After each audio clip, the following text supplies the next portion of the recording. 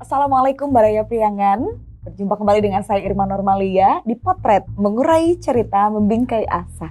Seperti biasa, kali ini telah dihadirkan satu tokoh Tasikmalaya yang kita akan berbincang tentunya. Tapi sebelumnya, jangan lupa tekan tombol like, share, dan juga subscribe. Dan jangan lupa nyalakan lonceng notifikasinya.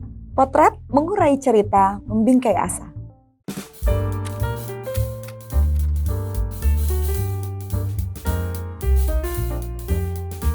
Dede Muhammad Muharram, seorang pengusaha yang kini menjadi politisi terkemuka di Tatar Priangan.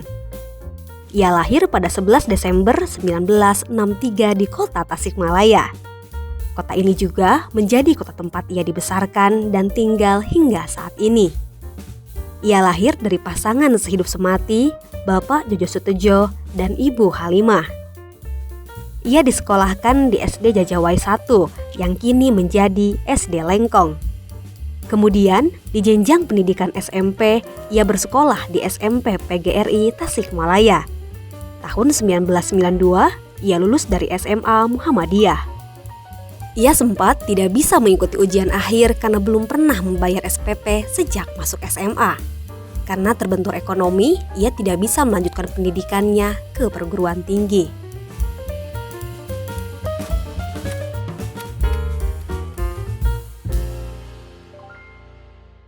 Kembali di Potret Mengurai Cerita Membingkai Asa. Kita langsung sapa saja beliau yang terhormat. Assalamualaikum Kang Dede Muhammad Muharram. Sehat Akang? Alhamdulillah, waalaikumsalam warahmatullahi wabarakatuh. Hatur nuhun, Akang sudah menyempatkan hadir. Senang sekali Irma bisa berbincang dengan Akang tentunya pada pagi hari ini. Baraya juga tentunya sangat menantikan episode kali ini. Tentu ada banyak yang penasaran nih dengan sosok Akang yang mungkin Baraya semuanya hanya taunya Akang sebagai praktisi pendidikan, pengusaha, politisi gitu. Tapi mungkin ada banyak yang tidak tahu dengan kehidupan pribadi Akang. Kita mulai saja. Mungkin Baraya Priangan ada yang ingin tahu Akang tuh dibesarkannya di mana? Di Tasik kah atau di luar kota? Ya, alhamdulillah, tahadus menikmat bahwa saya dibesarkan di kota Tasikmalaya. Terlebih khusus saya dilahirkan di Lengkong, Kecamatan Tawang. Dan tadi dari mulai SD, SMP, SMA di kota Tasikmalaya. Di kota Tasikmalaya. Kemudian seperti apa masa kecilnya Kang? Ya, mungkin masa kecil saya sama dengan anak-anak kecil yang lain gitu kan. Ketika SD bermain dan tadi belajar tadi. Kalau masa kecil Akang dulu, kalau sekarang kan sudah ada gadget Kang. Anak-anak tuh sudah sibuk dengan handphone. Kalau zaman Akang, mainan masa kecil Akang tuh apa? Iya, tentu permainan yang biasa dilakukan itu kan pecle, galah, ngadu kaleci, medar, sapintrong, loncat tinggi, gatrik dan lain sebagainya tadi. Yang mungkin anak-anak kita hari ini tidak mengenal tentang mainan itu tadi. Kemudian kedua orang tua membesarkan Akang itu seperti apa?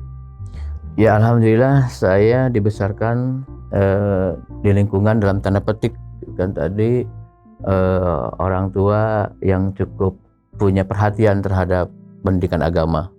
Sehingga ketika kami waktu kecil, ketika itu dengan kakak saya, ya Mang Oded, adik saya Mang Iman, kalau tidak sholat itu selalu dipukul kan tadi. Bahkan suatu saat ketika saya melihat di bioskop Kujang, mainnya itu kan sebelum asar. Setelahnya saya pulang dengan adik saya, ditanya oleh orang tua, sholat asar enggak? Akhirnya saya berbohong, berdusta, karena memang mainnya sebelum asar, selesainya mau maghrib. Ya, akhirnya ketahuan sama orang tua saya dimarahin, dan dari kasus itulah saya tidak pernah lagi nonton bioskop. Karena Akang tidak mau meninggalkan sholat. Salah satunya itu tadi. Bapak atau ibu yang paling keras? Bapak. Bapak paling keras. Bapak. Dan di lingkungan saya, yang namanya orang tua saya itu terkenal adalah orang yang galak ya. Tetapi dalam urusan tadi tentang pendidikan agama. Tentang akidah dan agama ya. Kalau ibu seperti apa ibu? Ibu cukup lembut, juga perhatiannya luar biasa. Tadi beliau orang juga taat ya, beribadah kepada Allah karena orang tuanya itu yang mewakafkan tanah ya, masjid, madrasah yang hari ini kami kembangkan ya Ibadur Rahman. Itu adalah wakaf dari kakek saya, yaitu orang tua ibu saya. Untuk 3 bersaudara Akang? 9 bersaudara. 9 bersaudara. Laki-lakinya ada berapa orang?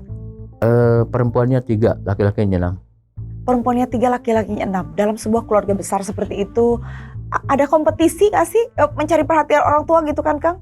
Biasa-biasa aja lah. Biasa-biasa aja. Insya Allah. Kedekatan Akang paling dekat sama saudara yang mana? Alhamdulillah kami dididik oleh orang tua agar selalu tadi baik dengan saudara, karena saudara merupakan saudara paling terdekat. Ketika kita ada masalah kan sebelum ke orang tua, orang luar tentu kepada keluarga. Dan alhamdulillah sampai hari ini bahwa kami hasil didikan orang tua, sampai hari ini ketika ada persoalan sekecil apapun juga itu selalu didiskusikan dengan 9. Dan sekarang Mang Oded sudah mendahului kami, tinggal 8. Dan alhamdulillah kami dengan 8 bersaudara, alhamdulillah sangat-sangat luar biasa kami rasakan. Oke, sebagai anak laki-laki yang tentunya ya wajar dalam sebuah keluarga, pernah berkelahi gitu sesama saudara atau dengan teman gitu Kang? Saya pernah berkelahi dengan adik saya, Dr. Soebul Iman ya, yang menjadi presiden partai ketika itu. Kenapa itu berkelahinya Kang? Ya biasalah, ketika itu sedang di waktu SD ya, yang namanya anak lah bukan tadi. Sempat saya keluar rumah, kemudian saya kunci, adik saya memukul kacanya sampai pecah. Bukan tadi. Sama Kang dikunci di luar? Iya. Oh ya Allah Tuhan, terus? Adik saya, Dr. Soebul Iman tuh mengejar saya. Kayaknya pusing ya, dia mumet gitu kan, tadi akhirnya dipukul lah kacanya gitu kan, sampai ini berdarah gitu kan tadi ya. Akhirnya ibu saya yang merangkul adik saya gitu kan tadi. Luar biasa ya. Kemudian tadi Akang sempat menanyakan waktu SD untuk pendidikan sendiri, termasuk siswa berprestasi atau tidak Kang? Ya saya biasa-biasa aja lah gitu kan tadi ya. Pinter enggak, bodoh juga enggak lah. Yang penting bisa baca, bisa berkomunikasi gitu kan tadi. Yang pasti bisa sukses seperti sekarang pastinya pinter dan cerdas ya. Bisa membaca situasi dan kondisi.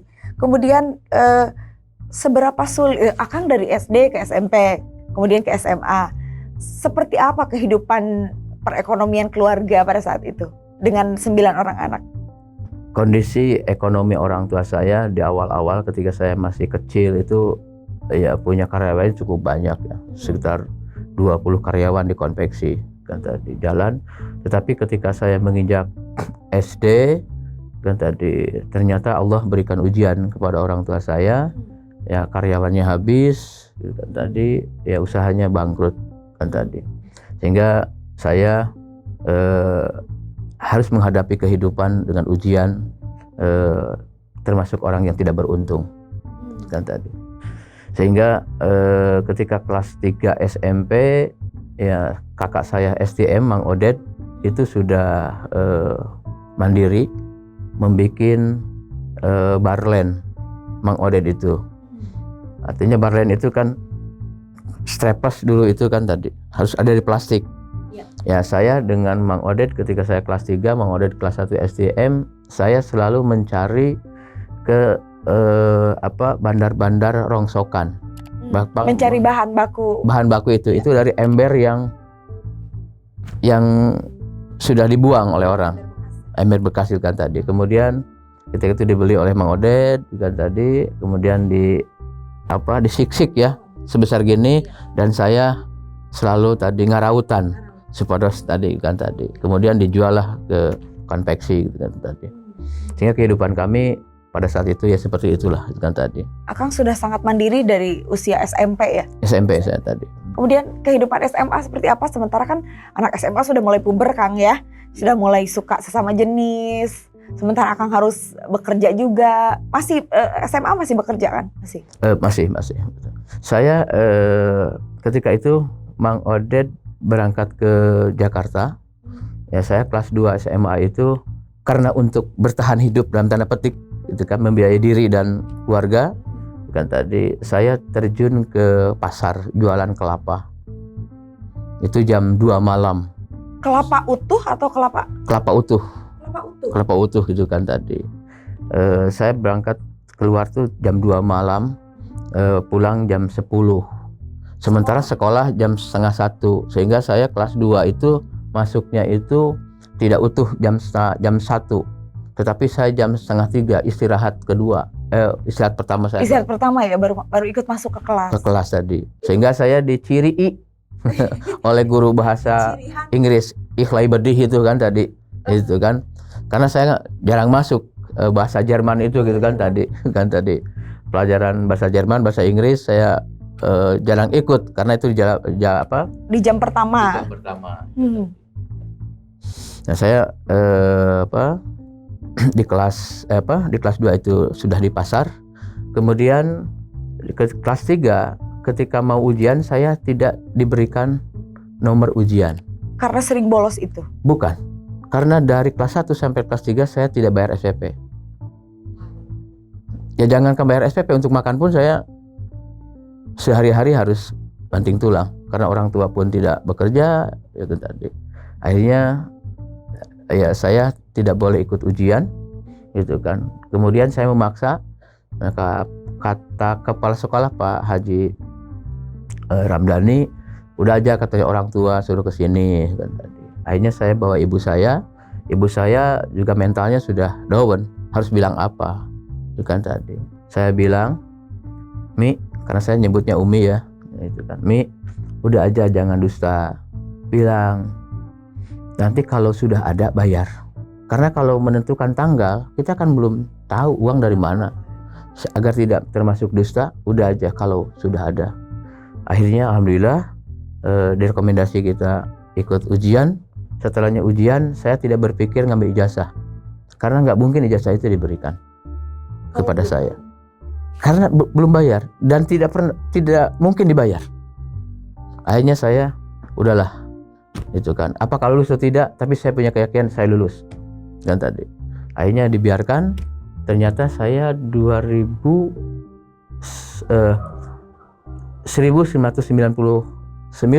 dicalonkan oleh Partai Keadilan ketika itu. Kan syaratnya harus ada ijazah. Nanti kita akan bahas soal yang itu. Kita akan segera kembali sesaat lagi di Potret, mengurai cerita membingkai asa.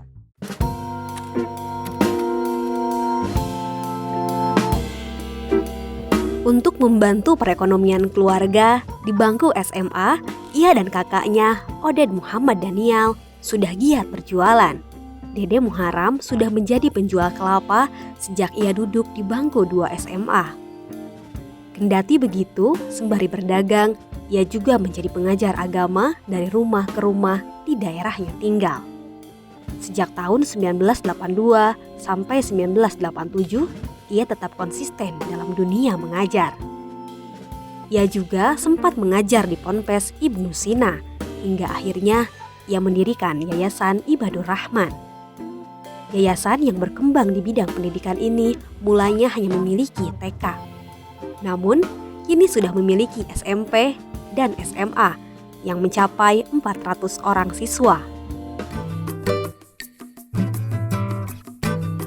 Hingga pada 25 Oktober 1987, ia meminang gadis bernama Eni Nuryani sebagai pendamping kehidupannya.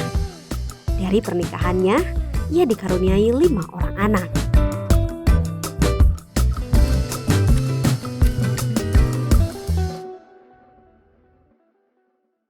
Kembali di Potret, mengurai cerita membingkai asa bersama masih Kang Dede ya. Kang, kita lanjutkan kembali. Akang dengan kehidupan yang sangat sulit. Kalau menurut saya ya Kang, saat itu Akang menjalaninya berat atau tidak? Ya alhamdulillah, karena kakek saya juga orang tua saya selalu memberikan didikan tentang optimisme, karena kakek saya selalu mengadakan pengajian, juga orang tua saya sepekan sekali saya tiap pekan itu harus ikut ngaji gitu kan, ke masjid, sehingga bekal itulah yang mendorong saya agar hidup tetap optimis Dan bersyukur tentunya. dan bersyukur tadi.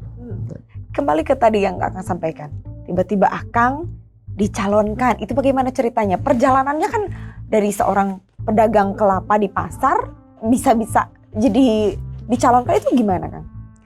Ya, tahun 82 saya akan keluar dari SMA. Kemudian saya tadi juga terjun di pasar, karena itu adalah merupakan aktivitas untuk memenuhi kebutuhan. Tetapi saya pun alhamdulillah diberikan kelebihan oleh Allah Subhanahu wa taala untuk terus berinteraksi dengan masyarakat. Di antaranya saya melakukan pembinaan kepada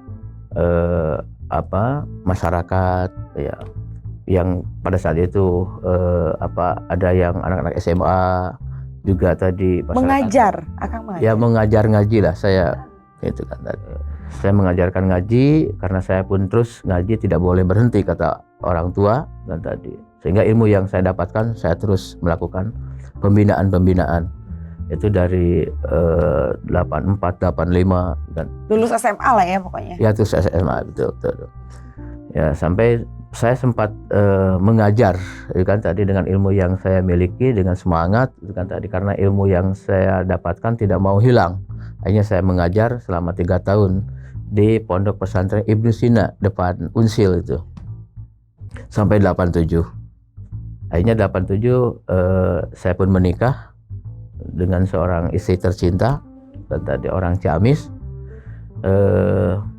dan tahun 90 saya mendirikan yayasan, yaitu Yayasan Ibadur Rahman, yang alhamdulillah sampai hari ini saya dengan teman-teman memiliki santri 1.250 orang. Oke, Akang, saya sangat penasaran. Seorang Akang menjadi pengajar waktu itu, masih berjualan kelapa atau tidak? Masih. Masih ke pasar? Sampai hari ini saya masih jualan di pasar. Masih, tapi mungkin sebagai juragannya ya? Iya. Alhamdulillah ya. Itu perjalanannya. Akang dari mulai mengajar sampai akhirnya bisa mendirikan yayasan. Semudah itu Kang mendirikan yayasan? Iya, tentu dengan berbagai persoalan. Tetapi kita diajarkan oleh agama selalu optimis, kan tadi. Ya alhamdulillah, dengan di rumah saya, yang rumah itu pun kata masyarakat itu katanya Pak Dede itu begitu banyak mengadvokasi menolong rumah-rumah yang lain dibantu, sementara rumah Pak Dedenya mau runtuh, kan gitu. Ya seperti itulah, kan tadi. Karena memang realitanya seperti itu, dan itu dijadikan kantor yayasan oleh saya ketika itu kan tadi. Ada seseorang yang yang support Akang untuk mendirikan yayasan itu sebenarnya, atau ide sendiri atau sih? Ide sendiri Pak tadi. Ide sendiri betul-betul berniat untuk mendirikan yayasan. Kenapa harus mendirikan yayasan? Seperti masyarakat tadi mungkin banyak yang bertanya, kenapa mendirikan yayasan sementara rumah sendiri juga mestinya bikin dulu rumah lah yang bagus gitu kan? Saya terkontaminasi pikiran saya, terpengaruh gitu kan oleh salah sebuah hadis Rasulullah SAW. Khairun nas anfa'uhum linnas. Sebaik-baik manusia adalah orang yang paling banyak memberikan kemanfaatan kepada orang lain. Sehingga dengan lembaga ini akan memberikan sebuah dampak positif kemanfaatan bagi masyarakat. Ternyata dengan berdirinya yayasan, bikin TK, alhamdulillah 5 anak didik pertama. Muridnya cuma 5? Cuma 5 orang, anak saya dan tetangga saya tadi. Itu kan tadi. Akhirnya paling tidak ketika saya mendirikan yayasan, paling tidak ada 5 anak dan 5 keluarga yang terselamatkan, termanfaatkan oleh saya, sehingga mereka bisa baca Iqra, baca Quran dan sebagainya kan tadi. Itulah yang mendorong diri saya. Saya ingin menjadi manusia yang bermanfaat bagi orang lain kan tadi. Ternyata tidak disangka trust masyarakat, kepercayaan masyarakat kepada lembaga kami luar biasa. Dan hari ini di Kota Tasikmalaya, TK yang kami miliki hari ini muridnya terbanyak di Kota Tasikmalaya. Dan ini apresiasi dari Dinas Pendidikan. Ya, hari ini orang lain belum pembukaan, kami sudah nutup Pendaftaran karena sudah sangat penuh. Luar biasa, ya Allah Tuhan. Iya, kemudian Akang belum dijawab tadi bagaimana bisa terjun ke dunia politik dari praktisi pendidikan. Saya tidak berniat sebenarnya, tidak punya mimpi menjadi politisi.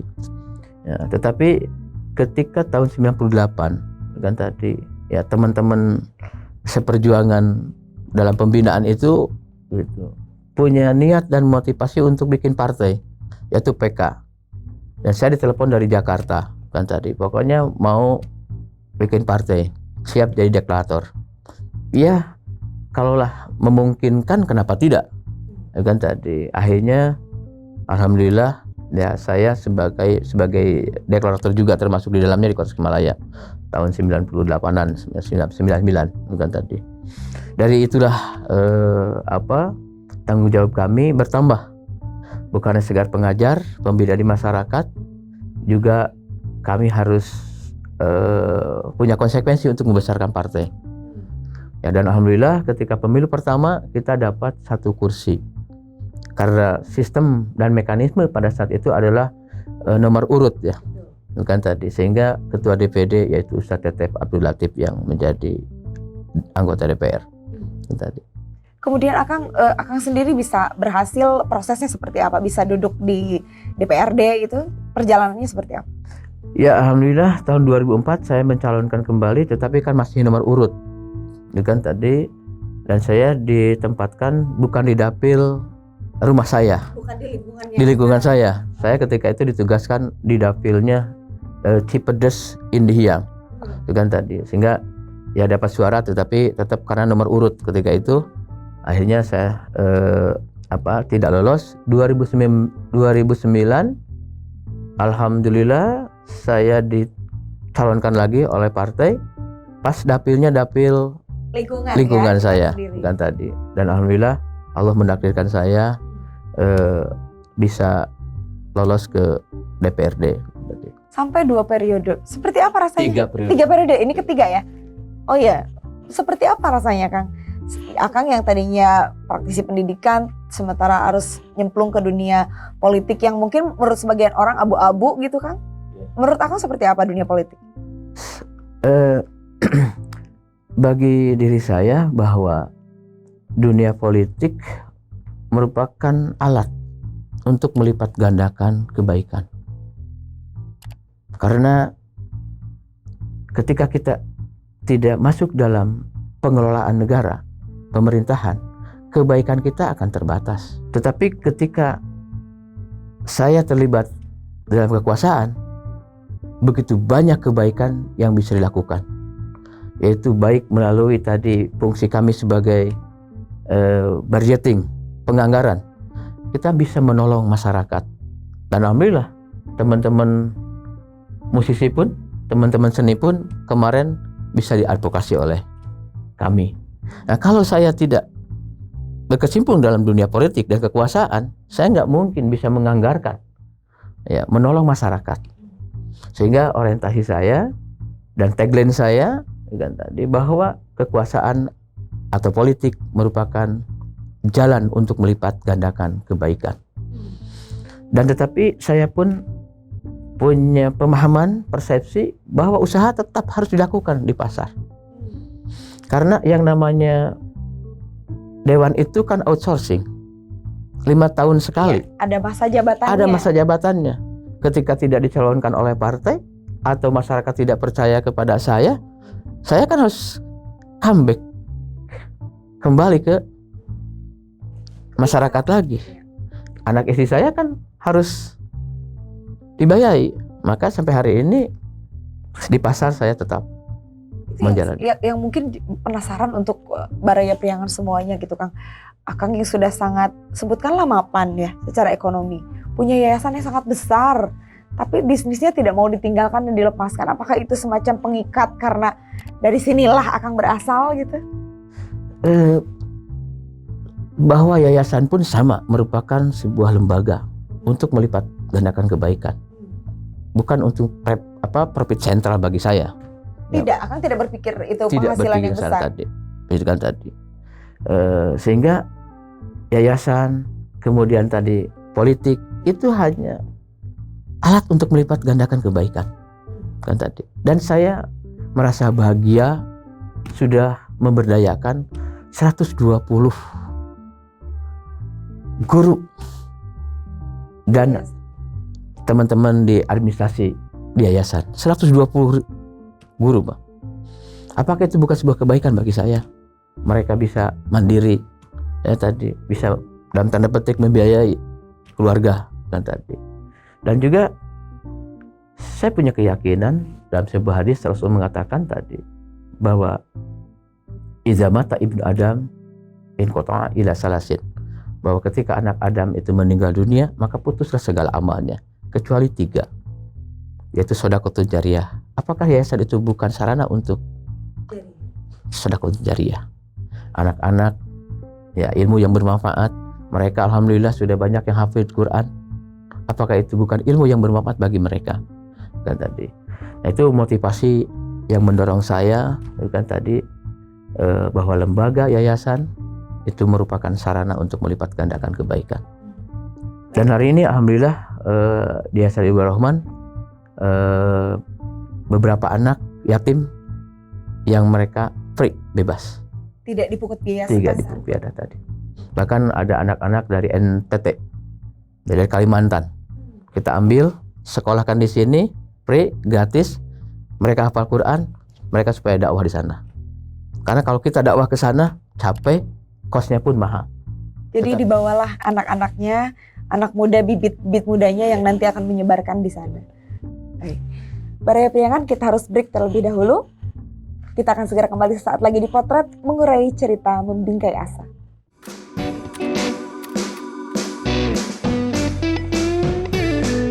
Di tahun 1998, ia menjadi salah seorang deklarator Partai Keadilan pertama di Tasikmalaya.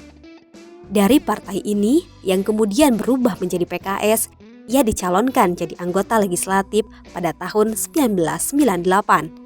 Namun, terhalang karena persyaratan administrasi. PKS memberinya amanat sebagai Ketua DPD Kota Tasikmalaya di tahun 2005. Hingga akhirnya ia mampu menduduki kursi DPR di tahun 2009 dan tetap duduk di kursi legislatif pada 2 periode setelahnya hingga saat ini. Dorongan paling kuat ia berpolitik karena menurutnya jalan perjuangan dan dakwah lewat jalur politik akan berdampak lebih besar bagi masyarakat.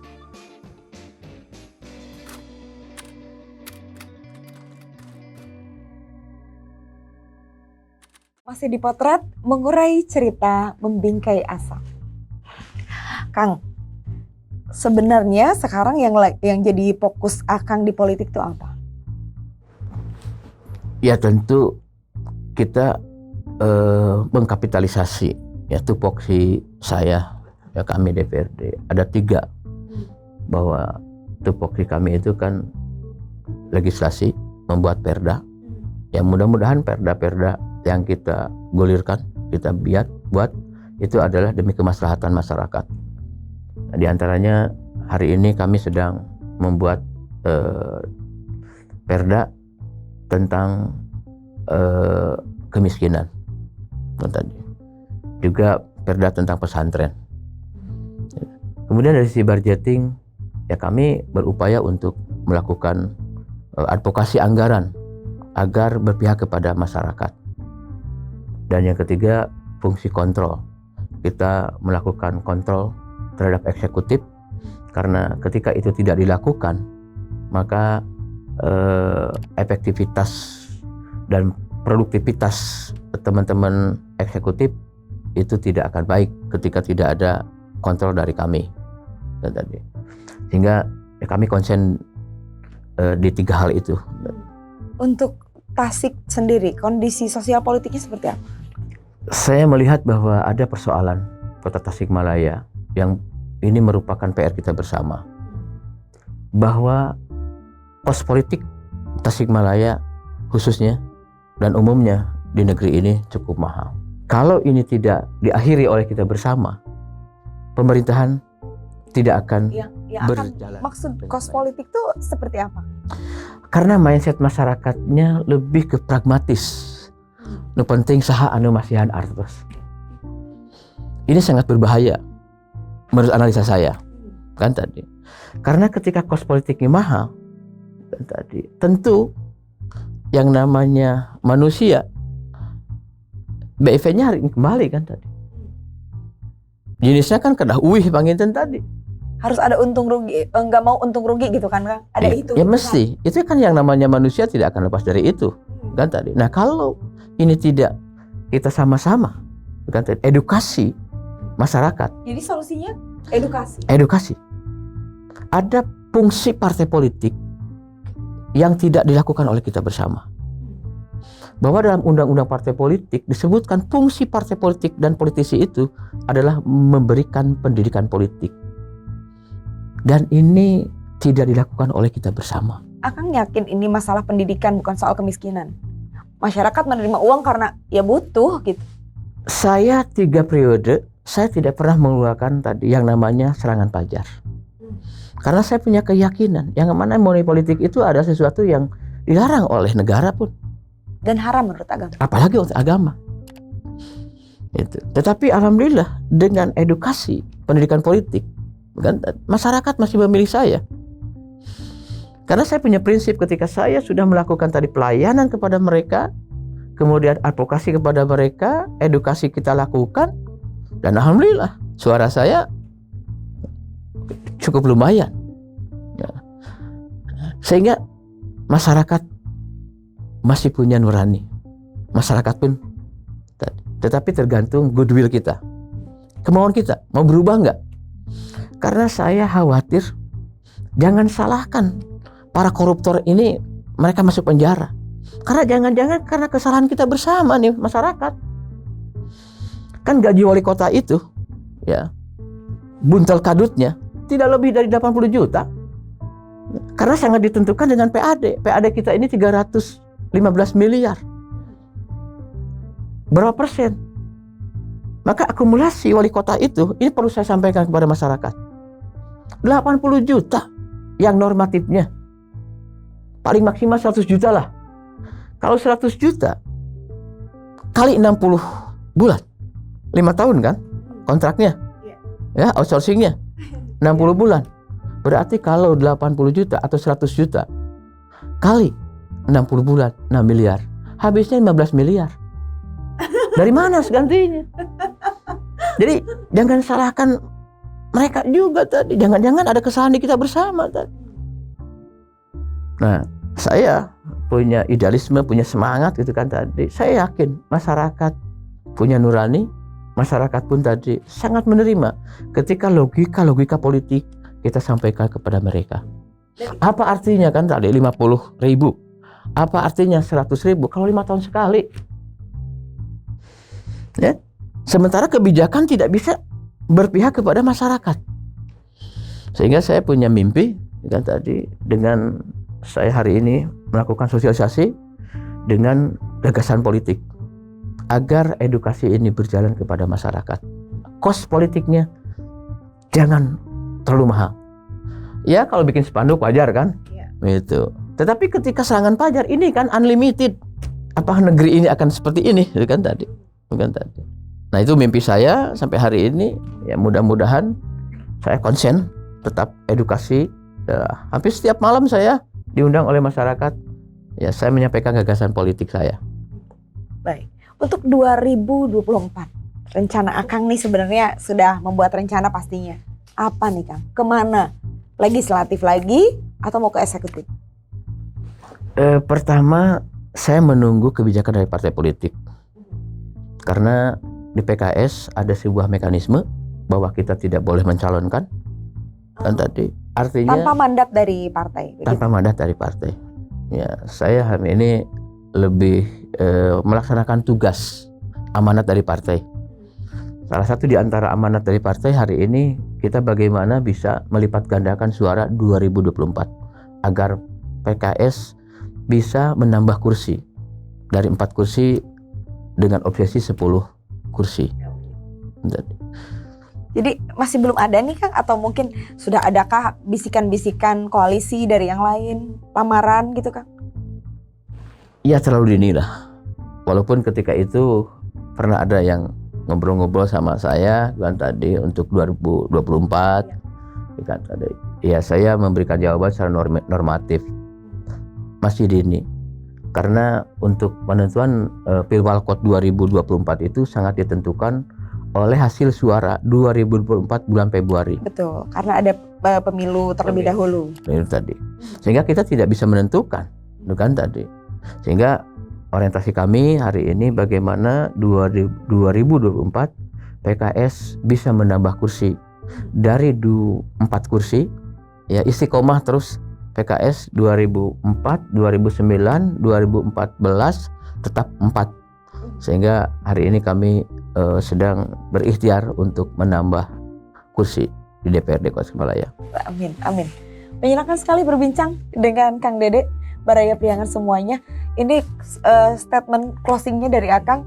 Apa gagasan yang ingin disampaikan? Silahkan Akang sampaikan untuk Baraya Priangan semuanya.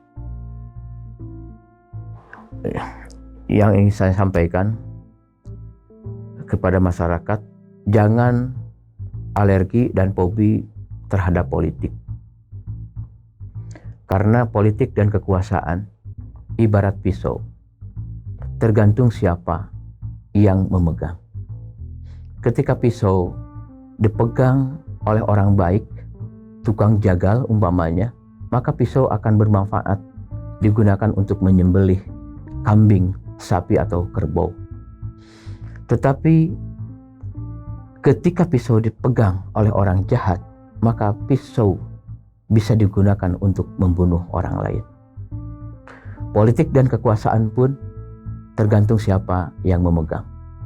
Ketika politik dipegang oleh orang-orang yang tidak memiliki integritas moral, tidak berakhlak, rakus kekuasaan, maka bansos pun bagi orang miskin dikorup, diambil oleh dirinya.